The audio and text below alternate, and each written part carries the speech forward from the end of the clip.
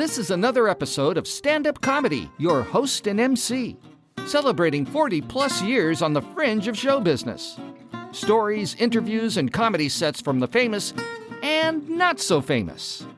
Here's your host and MC, Scott Edwards. Ladies and gentlemen, welcome to another fun episode of Stand-Up Comedy, your host and MC. It's been such fun doing interviews and presenting sets of people I got a chance to work with over the years. Today is extra special for me because one of the young ladies that was around a lot in the early days has just gone on to fame and fortune, and I get a chance to interview her. Ladies and gentlemen, she was a writer on TV's Little Big Shots, Dancing Fools, The Talk, The Soup, apparently The Anything, and one of the head writers for the DeGeneres Show. Ladies and gentlemen, Karen Anderson. Karen, so great. Yeah, the crowd can't stop. Hey, it is so great to reconnect. We had a chance to work together recently on the Comedy Roundtable with a couple of your friends, Tony Kameen and Arj Barker, and that was our first time, though, that we had chatted in over a decade, so this is really a treat, and today it's all about you, young lady. My favorite subject. I'm actually, I hate talking about myself, but for you, I will. We do share a bit of a history, and it was interesting because it came out during the roundtable that, you know, to the owners of Laughs Unlimited, and which includes Bob and Mac and my wife Jill and I, you were really a big part of the Laughs Unlimited family in the early days, back in the early 80s and stuff. But it came out in the interview with the roundtable that you really felt like you were more of a Bay Area act and not a Sacramento act. And I found that fascinating. So I want to dig into that a little bit. So Karen Anderson, now a very successful television writer. You started off as a stand-up comic. How did you kind of end up in comedy? Well, I mean, I started when I was in high school, we had an improv group. You know, comedy was really popular in San Francisco when I was in high school, which was late 70s, early 80s. I graduated 81. And it was really, really popular. Robin Williams was really popular. And so my buddies, I had these, I was in the drama class, and we would go to San Francisco all the time and go see, go to the other cafe, go to probably, and I'm trying to think of we went to places like Spaghetti. Well, I don't think we went to, we weren't old enough, I think we went to, where did we go? We went to the Spaghetti. We would go to things like the Improv, like at Spaghetti Jam. There was this, old Spaghetti Factory. They had, I feel like it was there, or the Warfield or someplace where there was the boarding house where we go see Improv.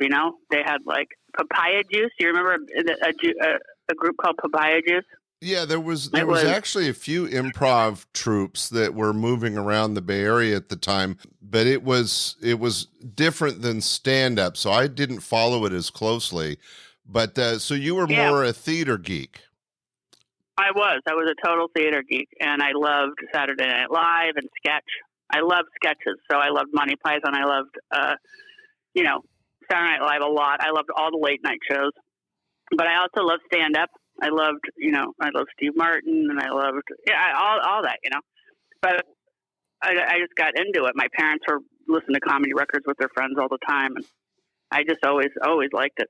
And anyway, we go to the city and we'd see these improvers, and then I think my senior year in high school, maybe my year out of high school, was a thing called the Junior San Francisco Comedy Competition, and it must have been my year out because you had to be 18 or younger, and I was 18. And it was done in Marin County by the guy that was in Papaya Juice, one of the guys, Rodney Sheriff. And he gave a class on stand-up comedy, kind of like I did later at your club. And then there would be a competition afterwards. So you kind of learn how to do it, but you had to audition first. And when I say done it before, I mean 2 times.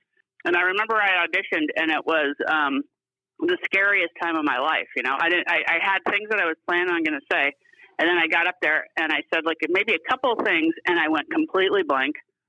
And I just said like, I don't know. There was a big audience. You know, it was in the daytime too. I remember. And I don't know I forgot all my jokes. I literally don't know anything. My mind is blank, and they started laughing, you know? And so I said, no, seriously. And then I just left. I didn't even like say goodbye. I just left the stage. And, that was your first stage experience. Just I don't know what I'm saying, and left. That was my first actual stand up in front of an audience that wasn't like school or my class, but I had done it before, but not ever in front of like that, you know? Whoever the guest judge was, I feel like it was. I mean, Bobby Slayton was one of the performers for the show. Wow. It was Will Durst, Debbie. It was all this gang, the San Francisco gang, and maybe it was like Will Durst. He just said, "You did exactly what you're supposed to do. You just kept talking." And he goes, "So it was funny." And I was like, "Okay," you know. And I kind of got the idea that I could talk to the crowd. And I don't know if you remember that, but I did a lot of talking to the crowd.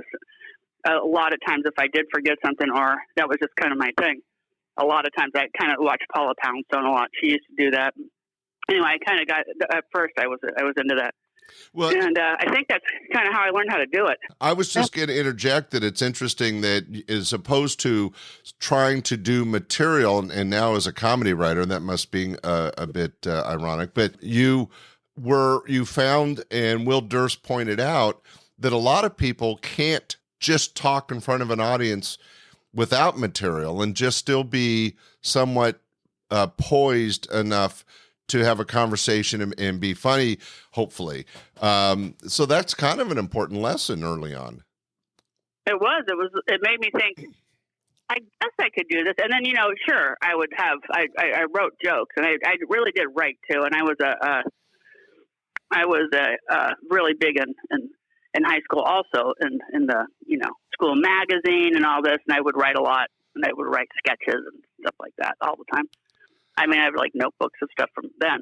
So I was always into it. And I remember this lady telling me, I wrote like this book for my friend across the street for her birthday. I just, you know, got like a journal and made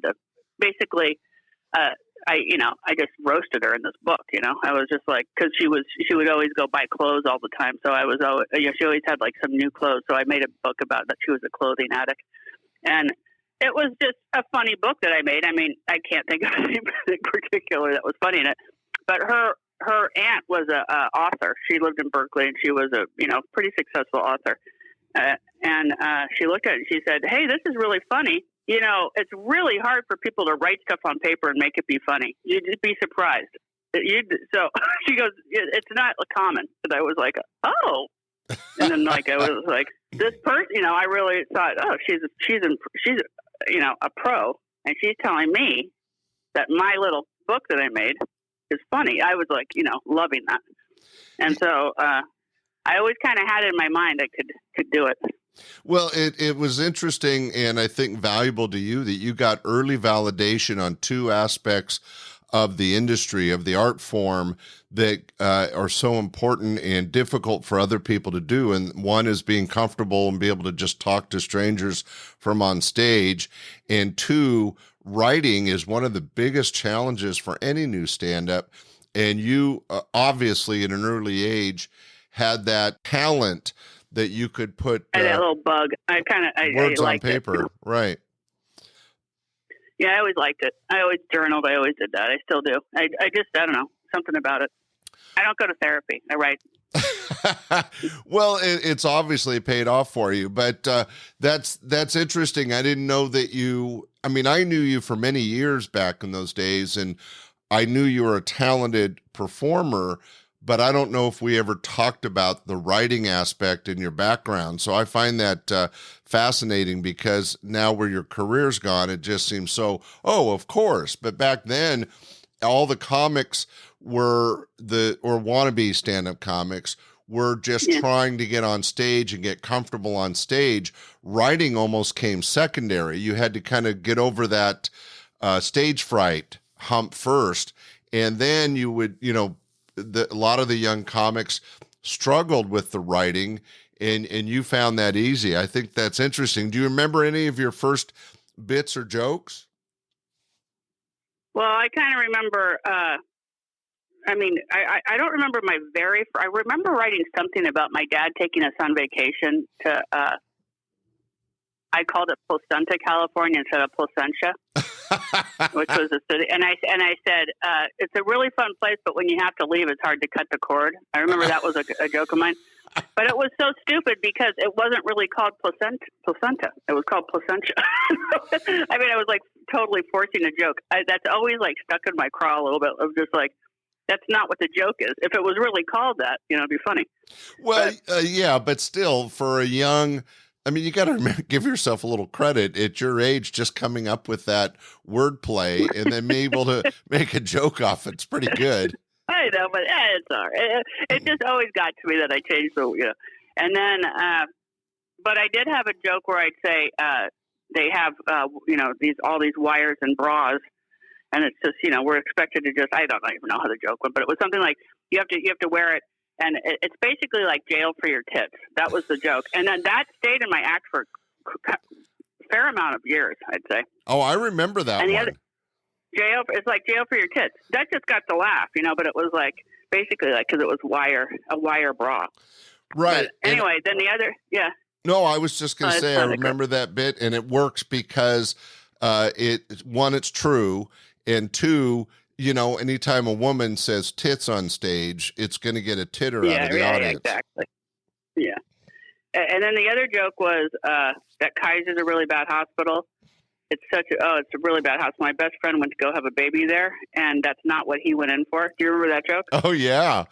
And I always thought that was a really poignant joke because it's so true about Kaiser. Again, there's always a little truth in comedy, right? Well, Kaiser was known. Kaiser kind of now is. I don't think that joke could work as great now because Kaiser has made like a little bit of an image comeback. But back then, that was known as the worst. And it was that joke. I was able to do that joke. I probably would still do it. The other one. What was the other one I did at the very beginning? Was these aren't my best jokes either. These are just ones that I can count. I could count on the Kaiser joke because it was one of the earlier ones, and so I was able to use that like at your club or wherever like that at the beginning, And then I would probably still do that joke though. But then the other one was, I had a nice day today. Do you have a good day? And then I had a great day. I ran into my ex-boyfriend and his new girlfriend with my car. That was another one that I would do a lot. But those were just opener and closer things. Like in the middle, I would do. I started then talking about later. I started talking about kids and stuff like that, or I mean, I don't know. I can't remember what my jokes were. They were. This is not good for your podcast because I can't remember anything. But it was. That's fine. I would talk about my family a lot. My mom playing games, how she'd forget all the rules to every game. I used to start to then act stuff out a lot. Yeah, I would tell more personal stories that were real, instead of made up jokes. I would kind of do that. Well, but that's the genius of stand-up comedy is that people think that you have to write out of the universe and come up with something funny, and yet what works best with the audience, and I'm sure you could back me up on this as a professional writer, is that what really works is usually the simplest stuff that comes from your own life. Because what you find is that out of 50 or 100 strangers in the audience, even though their personal experiences might be a little different, they all have kids, or they all have been kids, or they all have parents or are parents. And so when you talk about those things, they can relate to it. And that's kind of the secret of stand-up is you need to relate to the audience. So even though, and by the way, I remember all those jokes and I remember them being very funny, and the audience got it. They related to it, and that made it so much easier to connect with them. And that's why we do stand-up. Well, I was kind of silly too. I mean, I was kind of goofy on stage. I was a little bit like, I'm your friend, kind of, kind of party girl. I had a different few phases, but the one, like when, jokes that I probably gravitate to now are more, I had one about, I said, here in Los Angeles, they have a meter in the paper. I'll talk about the weather or something. And I go, the meter in the paper, whether it tells you if it's healthy to go outside or not, if the air is. So there's actually an indicator. People live in a city where in the paper, they look to see if they can go outside or not. And then I have a little kid. I have a little boy. He wants to go play. So if he's out there and I see him struggling for air, then I know it's not safe for me to go outside. So you don't need the mater. Just use your kid like one of those mining cave pigeons, right? A canary in a coal mine. He's there our little you go, canary in a coal mine. Yeah. Oh, that's. And send him down to the basement see if there's a gas leak. If he doesn't come back, I know there is one. So I would do stuff like that. But see, I think that's funny stuff because it is based on a truth, and yet you've taken it to the absurd. And the canary in the coal mine is a great analogy of why that joke works, and everybody figures it out, and they all connect, and it's funny. I mean, it's not hard to understand why you're such a successful writer. In fact, Lynn Stobener always admired your ability. But she was funny. Lynn was really funny. Yeah, but she emulated you. She enjoyed watching you and paying attention to how you wrote. I agree with her. I'm the same. I'm sorry. I think we both like the same. We both like the same kind of comedy. Me and Lynn. We both liked like your Paula Poundstone style. We were both very into that. Right, not so much jokes as much as sharing a little story or something, and then putting a twist on it and making it funny.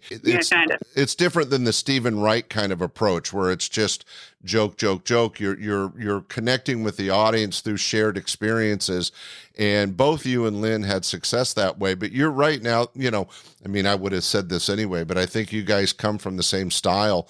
But she always enjoyed watching you and learned a lot. Now, speaking of all that, how did you end up coming to Laughs Unlimited? Because we had a pretty good history, but I'm not sure how it started. Oh, well, because you had all those comedy competitions. Yeah. Yeah, that's how I got into it. I mean, I went up there with Tony. I don't know, maybe not Tony. Whoever I was hanging out with those days. Javanka Steele. Remember her? Oh, yeah. Andrea Levin.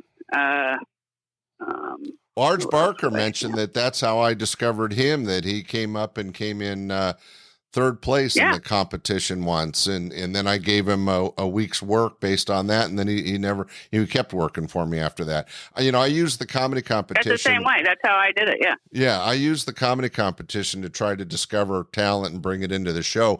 But unlike Arj and even Tony, who was a regular, you really made Laughs Unlimited more of a home. I mean, you were involved in the open mics. You and Del Van Dyke did the comedy school. You know what? Why that was because, so for let's just say, I don't know, when I start working for you, 87, 88, something like that. 87 probably. Maybe later than that. But I don't know, probably around then. And then it was,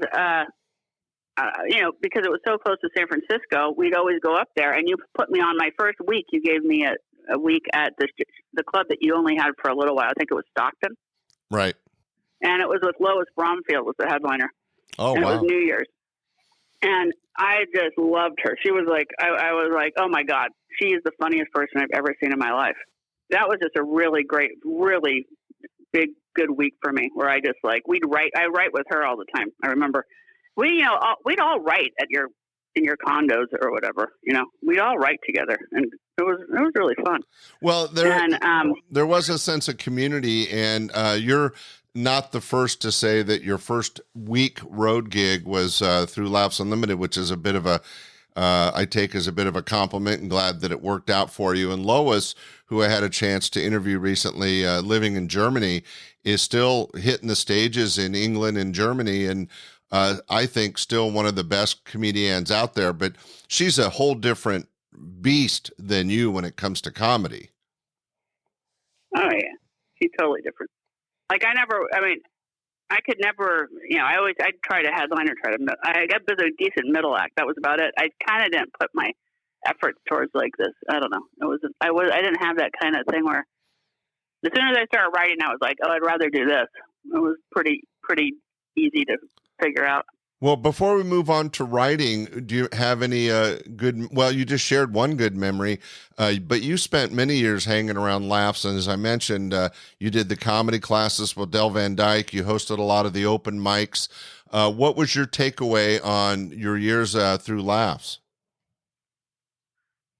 Well, you mean like just a story or what? Or well, no, did you know? I mean, my Laughs was like I would go. I would work at your club probably 4 times a year, 5 times weeks, sometimes 6 when I lived in San Francisco, and because number one, you had a place for us to stay, so it was like easy, and it was just you just drove over there, an hour and a half, you're there.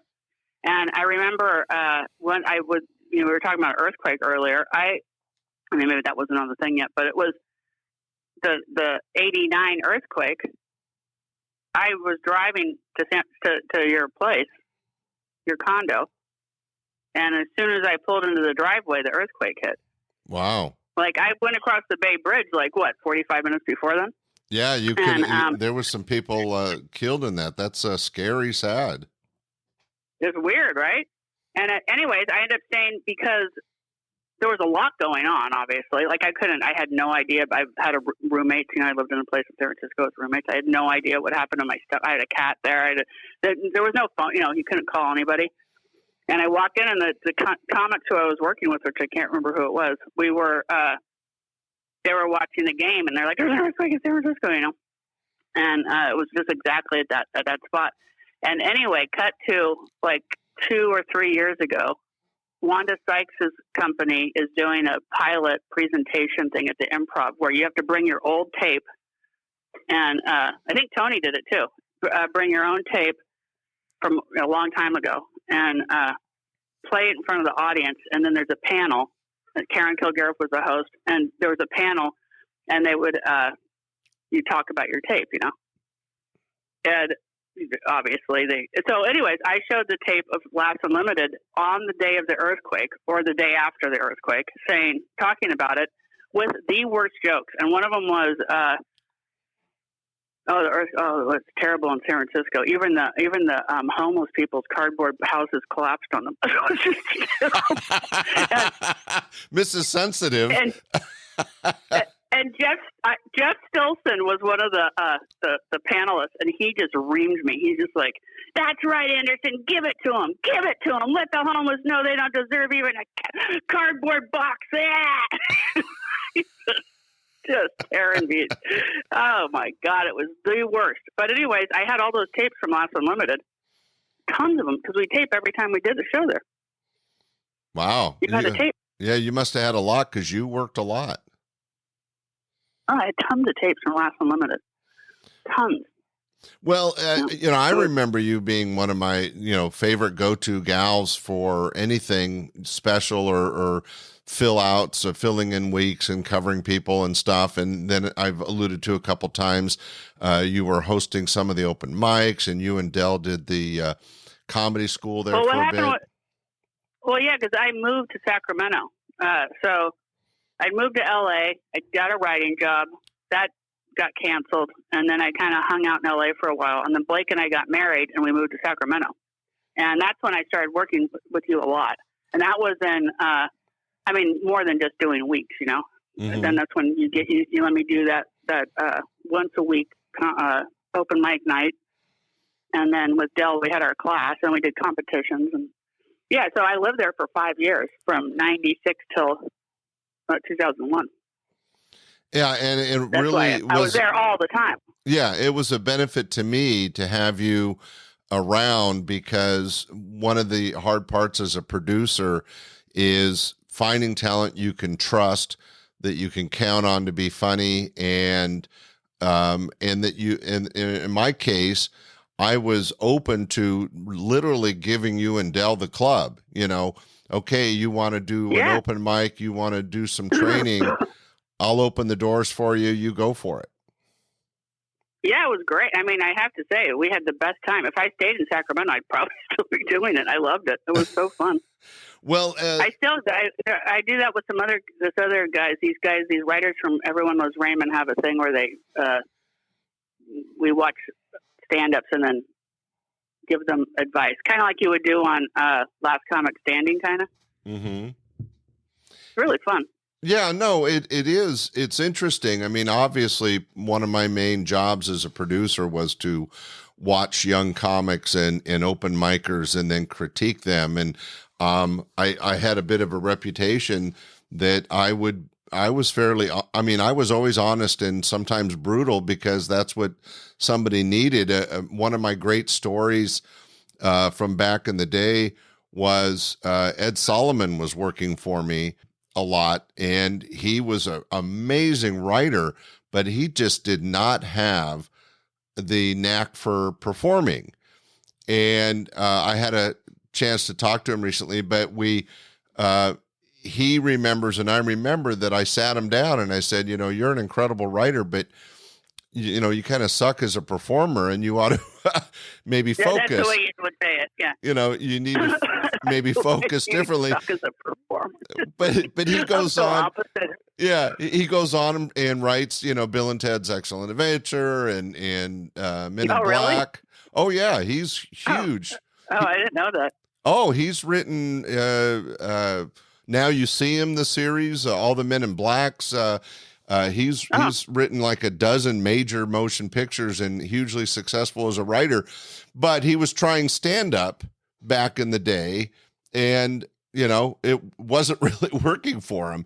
It goes to the point that you were able to mix writing and stand-up, and not everybody could do that. Some people were great on stage but couldn't write themselves out of a wet paper bag. Other people could write but maybe couldn't perform. And what I was looking for as a stand-up producer was those people that could write and perform and entertain an audience. And of course, you fit that bill, but you did shift. So what year or what happened that really took you off the stand-up stage and set you down the path as a professional television writer? I started going down to LA. I was doing TV appearances. I was actually getting some footing and like doing pretty well in stand up. Like I was doing, all the different comedy shows that were on TV. I wasn't doing late night ones, but my first late night one was, not the A-list, but it was something like that. Mm-hmm. It was on Fox. And, that was my first, thing. And so when I did that show, I kind of, I don't know, I got a lot of people who sort of noticed me a little bit. Like some of the people I was hanging out with in LA turned out to be a little bit more like the alternative crowd, so to speak. And because a lot of those comedians from San Francisco, like Greg Barron at Margaret Cho, we were all buddies. And they they moved to LA and did alt comedy, which I'm sure, Janine Garofalo, all that. And so I ended up really hanging out and going down there a lot. And I met doing that. We would go to all these parties and stuff, and I met tons of writers. And so one time I was doing a showcase with there was like pretty good people. Like, it was Doug Benson. That's another person I would hang out with. I still do. I have a podcast with him all the time. And he invited me to do this thing where he had a show, and it was him and Andy Kindler and, David Cross or Bob Odenkirk or something. I mean, it was just a bunch of people like that, Yeah, great people. And, all like, I just ended up in kind of a fun, cool little crowd that they were this alt thing that I just kind of hung out with. And I wasn't really an alt comic though. And then, anyways, I was at this show and doing this thing with those guys. And this guy comes up to me afterwards and he said, we're doing a show on E called News Weasels. Do you want to, try to write for it? And I was like, sure. So I went in and I took a test. I actually took a test. Oh, I didn't know that. They test you?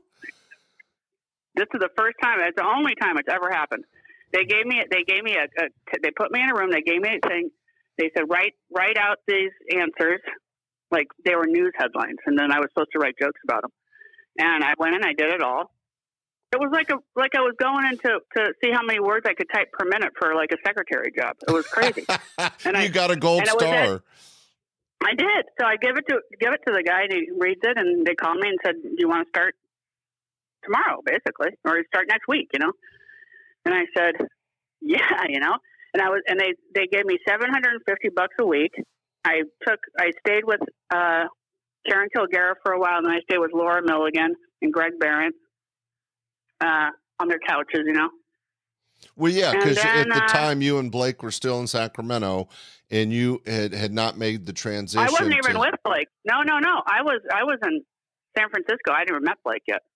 I had just met Blake. I just met Blake on a road trip. When I met him in Chicago at a comedy club that I was performing at.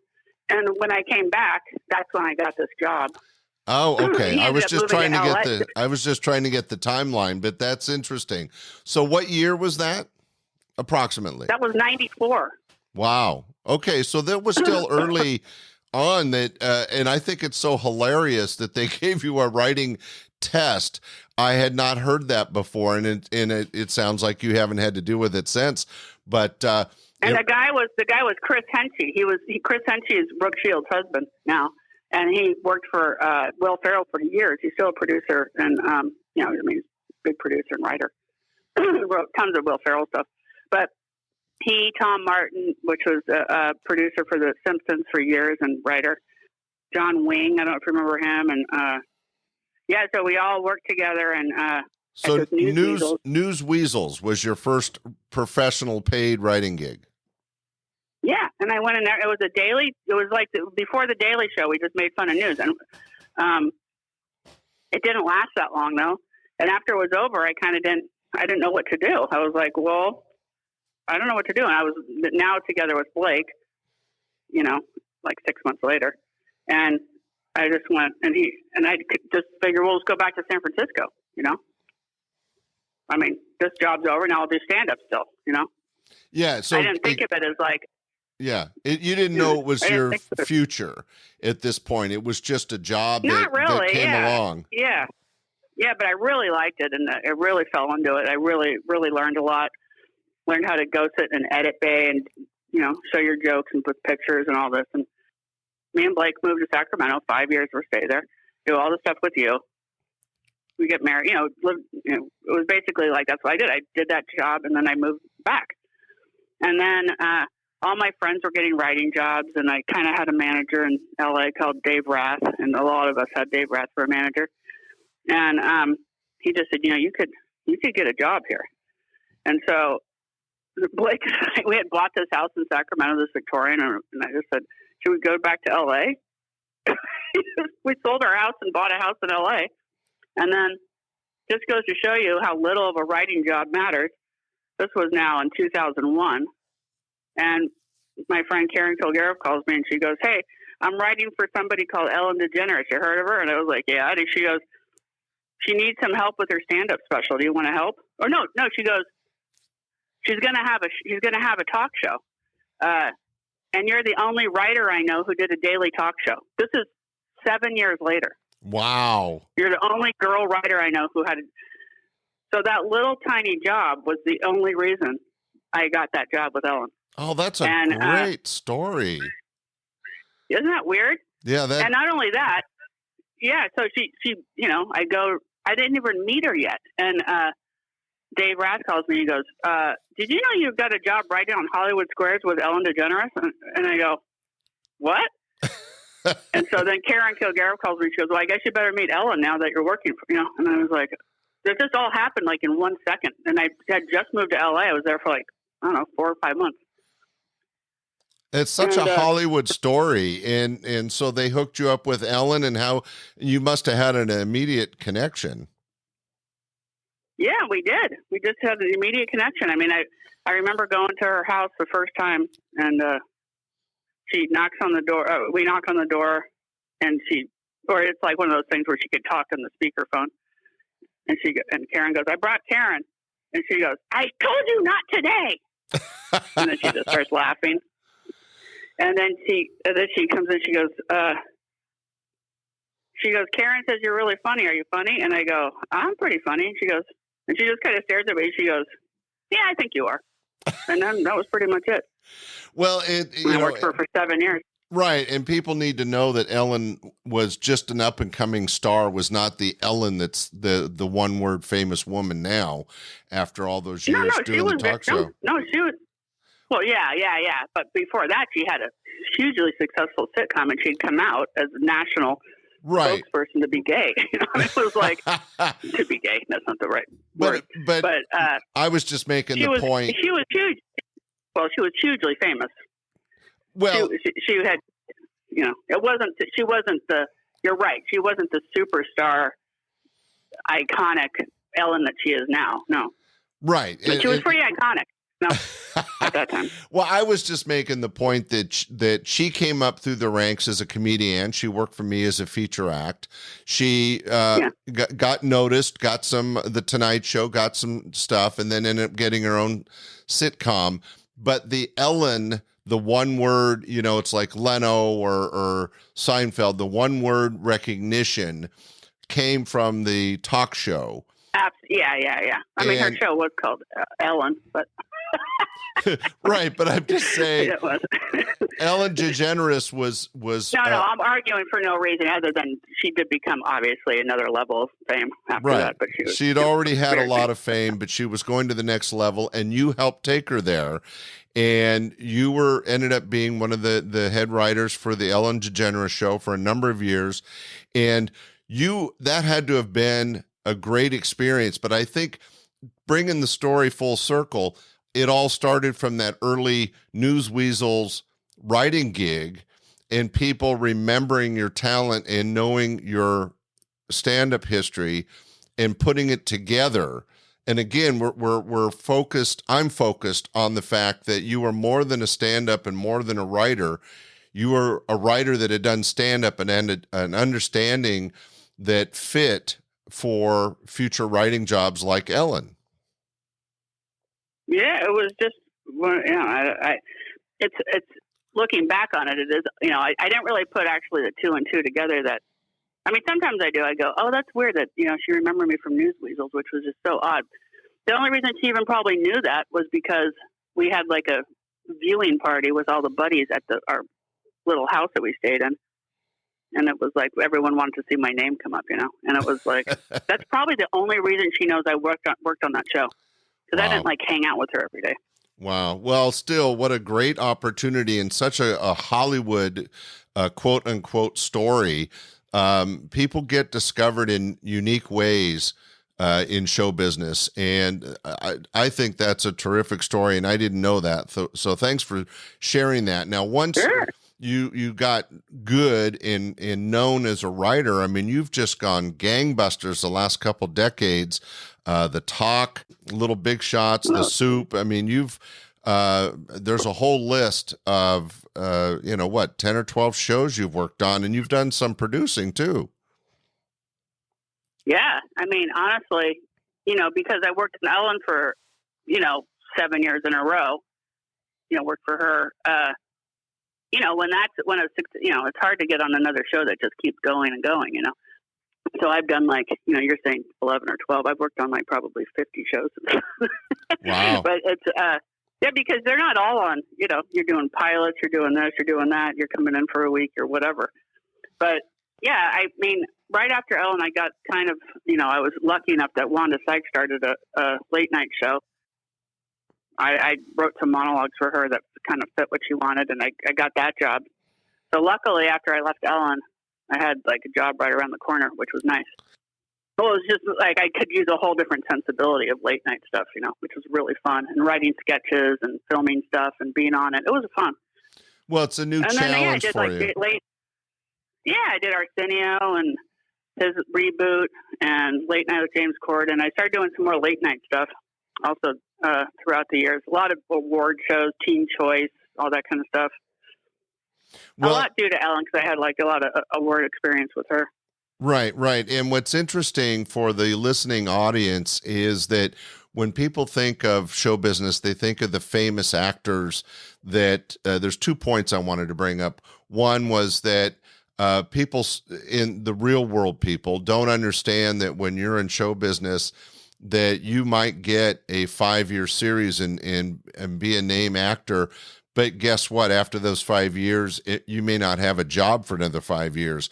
You're really going job to job, and you were able to land writing gig after writing gig after writing gig which is a testament to your talent as a writer, that you didn't have the downtime that a lot of actors and other people in show business have.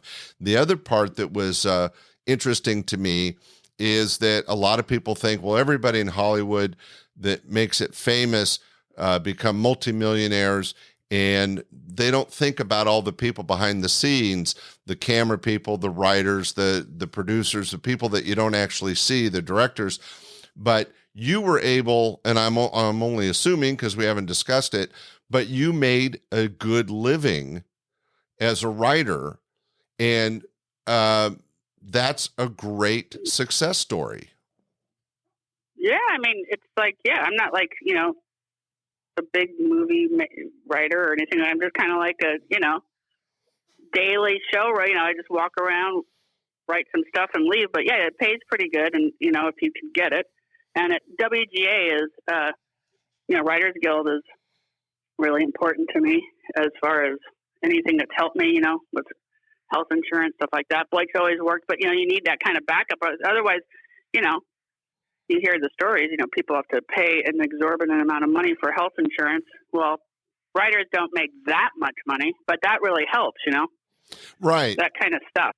Right. Residuals, getting when you don't have a job for 3 months or whatever it is, or sometimes a year, then you have at least residuals coming in from shows. It's important. Yeah, and that's something else. I'm I'm serious sure. now. and I'm sure that's something people don't realize as well. It's not just the actors that can get residuals from TV series that get rebooted or rerun, but the writers as well.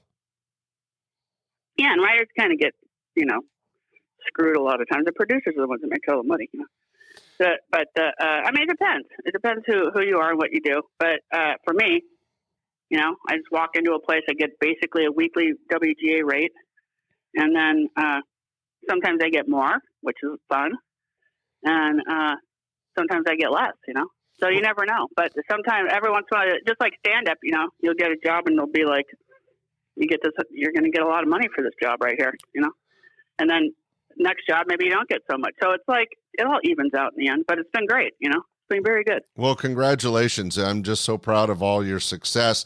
Now, you've worked with, we've already mentioned Ellen DeGeneres and a number of other people. Was there anybody that you got to work with that maybe a celebrity or somebody you got to write for that really stood out for you as memorable, or you learned something from? Well, I loved working with Wyanda. I mean, I'd sit in the edit bay with her and we'd do stuff. I mean, a lot of it is going to, TV, you have to go in that, you have to do that part of it. There's a lot more to just, like, you have to produce your own stuff. And I really learned a lot on that show just because it was totally up my alley. And same with, oddly, Arsenio, just these places where we were able to kind of do whatever we wanted because they didn't really know what the show was yet. So we would be able to just write these weird sketches and do these weird things and write stuff for ourselves if we wanted to. And it was just one of those things, again, where I really learned a lot and worked with.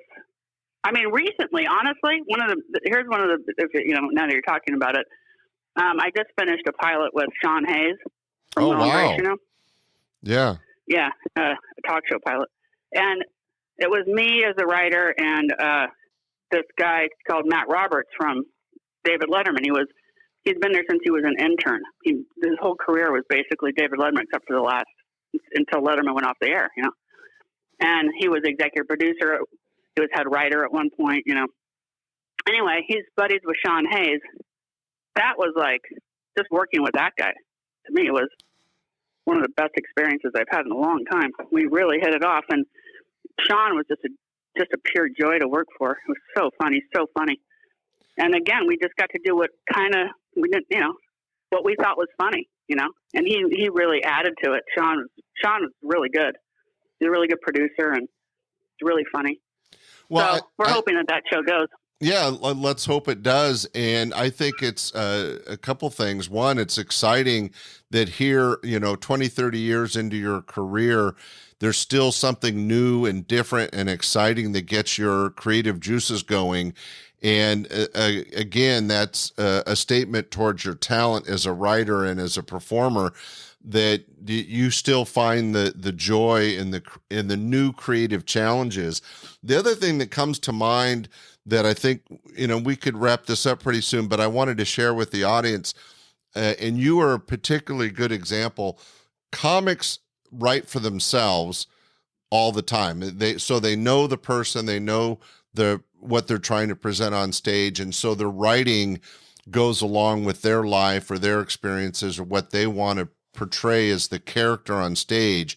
As a comedy writer, you shifted from writing about and for yourself to writing for a vast array of people. And what made me think of that is that if you were to put Ellen and Wyanda Sykes and Arsenio Hall and Sean Hayes in a room, you have 4 completely different personalities, 4 different projections of who they are to the audience, and yet you're able to morph and write for them. Does that come to your mind, or do you have an acknowledgement of that each time you're writing for somebody different? Yeah, I mean, I try to. I think it's probably like an impressionist. You sort of have an ear for it, or a musician. You kind of have an ear for, I don't know, I guess people's voices. So I kind of. So when they say you write in their voice, I guess that's what that means, because I've never really honestly talked about it like this, but like that's what it would be. I can hear their voice, so then I can write it in. Well, because I can hear it. Just to compound the situation, when I teach comedy or talk to people about doing comedy, one of the things we say is you have to find your voice on stage. Who you want the audience to see and hear. And I think that's hard. Yeah. You made a great analogy that, like an impressionist, you have to have an ear for the tempo and the style of somebody else. And then in your case, you turn it into paper writing, and you're being funny, but in the voice of somebody else. I mean, I would think that's 1, really challenging, 2, really creative, and 3, could be really difficult. I don't know. I try not to sound like, try to be more. It's not that hard. It's not as hard for me as other things in the world. I mean, for me, it's just, I can hear their voice. I can write in it. Sometimes it doesn't always click, it's not always a thing where it's a really great fit. I mean, for me, most of the time it's a decent fit, sometimes I wrote for like James Corden. It was okay. I didn't really, it wasn't like, at first it was fine when I was writing his monologues, but then it was, they kind of switched up his monologues from being like a stand-up monologue to just your regular late night monologue. And it wasn't, I don't know. And it just wasn't my fit, They stayed there for 6 months only. I would just think that it'd be easier to write for Ellen and Wyanda Sykes because you come from that same kind of stage stand-up background, and yet writing for Sean Hayes, Arsenio Hall, or some of these others, you have to really pivot and be able, like you said, to understand and speak their voice. Yeah, but Sean was Sean was, to me, just a perfect fit. I was just immediately fit with him. And then does he have a stand-up background, or was just acting? No, just acting. Stand-up. Okay, acting and improv and stuff. But and then Arsenio, maybe I had to kind of pivot a little bit over there, just a little bit. But that was another good learning thing. I mean, once you start doing it a lot, you kind of also know how to do it. Well, and you made a good point that it's easy for you, and I think that it's interesting for everybody. I'm kind of a natural. But there are I just want to make it the point that it's not everyone's a hit. There's sometimes where you go, I don't know. You're being modest because everybody's more critical of themselves than other people, and that's just a good thing to have in you because it keeps you beating up on yourself to improve, and it pushes you.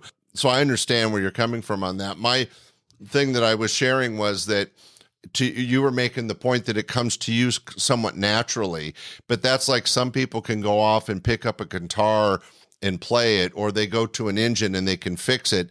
And it's kind of a natural thing for them. But for everybody else, it's a real challenge. Like my mom spent decades trying to make me a musician, and I just don't have that gene in me. And I could try 12 instruments and I suck at all of them. But if it comes to sales or marketing or, producing a show, to me, that's like falling off a rock. I can do it real easy. So your talent and your experience over the decades has made what to everybody else is a really amazing talent. And to you, it's like, oh no, that's real easy for me. Because you have it. Well, that part, but the hard part, but the hard part is, it is all like, they say it's like, basically having homework every night when you're a writer. But yeah, so you have to actually have, the hard part for me is like, the discipline part of it is like being on a deadline. And, I really have to have an actual hourly deadline practically to get to really be successful, because otherwise I'll just, well, that was one of the things. I'll cook stew all day, I mean, I'll literally sit in the kitchen and cook for, 3 weeks instead of write my own, it's. Yeah. Yeah. Well, I have to have exactly. Having a deadline. I have to have. Oh yeah. Yeah. I need it. Pushes I'm you. not like one of those people who can just write.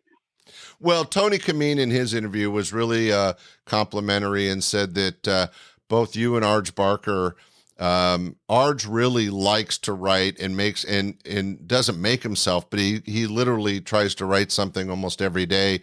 You write under a deadline, but you're writing for other people, and it's your job as opposed to writing for yourself. And Tony, who loves being on stage and loves performing, finds it challenging to sit down and write, and is not, as you said, disciplined as that. Well, you've had all these decades of experience and success, and we've mentioned a number of the shows.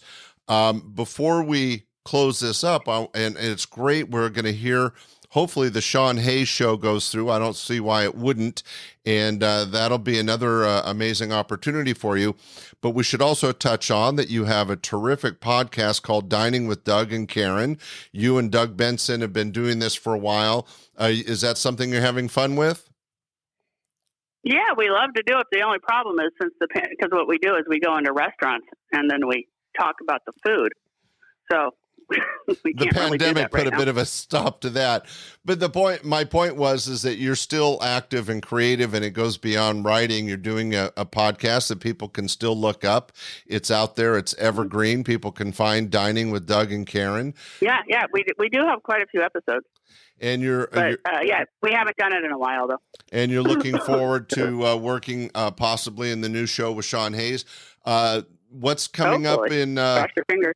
Crossing my fingers. What kind of other adventures are in your future? I would think you'd be a terrific book writer. Has that come up? No, I mean, I always think I'm going to write some kind of book. And then I started to do one in the pandemic of basically cooking for my family, because they just look at me like I'm, it's like the old thing of like women are the short order cook in the family. But when the pandemic came, all of a sudden, we all of a sudden are working from home, like our husbands or our partners or whoever, but we're still doing all the work inside the house. And so I kind of started writing these sorts of things like that. Like I pretended I was on I don't know what you think of this book. This is like something I just started, which is, I feel like I'm like in the Civil War, and I have to make do with what I've got, because you couldn't at the beginning, no one went to the store or anything. You have to just like make sure you use all the onions in the house. And I called my husband Jebediah. That's a stupid fucking thing. But it's true though. We would just like wait for like food. I just make sure I'm trying to, because everyone was stealing toilet paper. We're not stealing, but hoarding toilet paper. And so I was like, I got to make these, these noodles last, and I got to use this for 14 meals. And I don't know. I'm not making it that clear, but it's pretty much just called like, Oh, and then what I would do is, and I still have to, I'll do this because I'm not working today. I'll do it for Blake, is I make him lunch every day in the back office, but I bring it to him and he's on Zoom meetings. And like the other day, I heard somebody go, is that a Hawaiian roll situation from the Zoom call? Because I just hand him a plate. Just a hand and a plate. I won't show my face. And basically get a kick out of it, So, and I love cooking, and I have a lot of cooking connections in the world. And I've worked on Martha and Snoop. I've worked with Martha Stewart for 3 seasons, and I really like cooking. So I'm trying to combine them. Oh, that would be fun, and I think that with some recipes and stuff. What would be interesting, and I'm just throwing out an idea for you, so if it hits, I want a percentage. You could probably write a really, really funny cookbook. Cookbooks are usually boring recipes, and you could turn that into a storyline where you're still sharing. That's kind of what I want to do, yeah. Yeah, you're still sharing cooking ideas and secrets, but you wrap it in a story, some fiction that makes it a lot more interesting. I think that would be a huge hit. I'll publish that for you. All right. If you know how to do that, that'd be great. Yeah. All right. Well, I mean, yeah. No, go ahead. Oh, no, that's it. I was going to say it. I mean, I think we've got a book deal. There you go. Well, congratulations on all your success. We've mentioned a number of the shows that you've written on. You've had such a variety of experience when it comes to writing all these various shows, all these various celebrities and actors. And I always like to bring it back to stand-up. So as we wind this down, stand-up comedy and really the sketch work you did in high school is what led and kind of started this ball rolling. Is there anything that you know now you wish you knew then? Well, I think I kind of mentioned this with you. I didn't really know that you could just go from stand-up to writing a show, I don't think, when I was first starting. You can't just do it. You have to actually work towards it. But, I didn't realize that that's a lot of, I don't think I realized Steve Martin used to be a writer and all those. I don't think I knew that then. So I would realize that, that could be a stepping stone, But right. I kind of don't think I thought that. Well, it makes sense that until later. Yeah, performing improv in high school, you're not thinking, wow, I could be a TV show writer. I mean, it's just not the connection I think anybody would make. But I think that it is a very common one, very common way to go. Right. In show business, or the opposite way, writers to performers, obviously. Yeah, and Steve Martin. And it's all interconnected. But I think that in your case, your stage experience as a stand-up comedian was a foundation for your success. Oh, totally, absolutely. It was that was how I went to school for it. I mean, you can go to school to write and. And I did, and I did get a degree, and I learned how to write pretty well in college, but, as far as writing, technically. So that helped. But yeah, I mean, you can't go to school for it really. You have to just start doing it. That's what they say. And I don't even know if without stand-up how anybody gets something that gets a writing job. It must be so hard. Well, it was a terrific joy to work with you and have you around in those days. Oh, you were the best. That was so nice to have that club. That was a big part of it. Yeah. Well, I'm absolutely glad. Get on stage every night, 2 times a night, Yeah, you get a lot of experience and you learn so much about yourself and writing. And I'm glad that it had a small part to do with all your success, but you're an amazing talent. I know that you're going to continue to knock it out of the park, and we wish you and your amazing husband, Blake, and your 2 great boys, Spencer and Andy, a terrific future. But for now, it's all about stand-up comedy. So guess what? Yeah, that's right. We have lots of material from Karen Anderson. So right now, ladies and gentlemen, we're going to share a short comedy set by Karen Anderson live on stage. Karen, thanks for doing the podcast. Are you kidding me? What are you going to put? Well, you'll hear. I'll see. Yeah. Ladies and gentlemen, thank you for listening to the show. Karen, thanks so much for being our guest today. You shared a lot of great stuff about being a professional television writer, and we appreciate it. And right now, ladies and gentlemen, sit back. Oh, good. I'm glad you enjoyed it. Sit back and relax. Here's some great live stand-up comedy by Karen Anderson. Hello. Now, many of you may or may not have heard about our lovely, beloved Wyland from the Stone Temple Pilots has a drug problem. Am I wrong? He has a drug problem, so he decided he's going to call the radio station up and he's going to tell them that he has a problem and he's sorry and he's going to read it. but he's too high to do it, so he has Courtney Love do it for him, which... How high do you have to be? He has Courtney Love for a sponsor, you guys. He's sitting at home, got a needle hanging out of his arm. Courtney, help me. She comes over. Wyland, you cannot do heroin that way. The needle's upside down, the pointy goes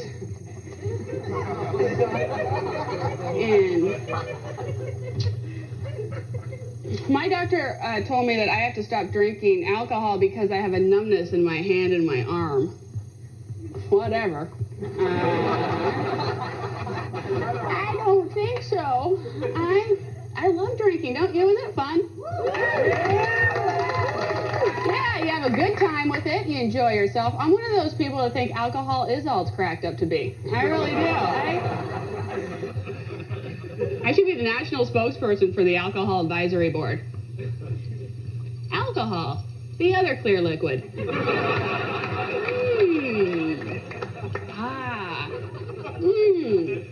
Does a body good. Got gin?